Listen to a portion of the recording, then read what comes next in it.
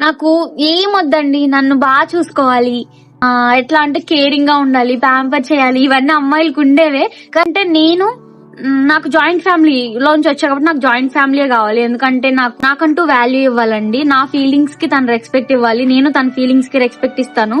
And వాళ్ళ parents ని కూడా నేను అమ్మా నాన్న లెక్కే చూసుకుంటా, నా పేరెంట్స్ ని కూడా అతను అలాగే చూసుకోవాలి.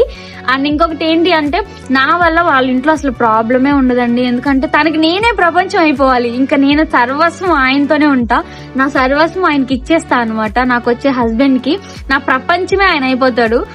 నాకు వచ్చే హస్బెండ్ కి అన్నిట్లో సపోర్ట్ చేసి ముందుకు పంపిస్తా.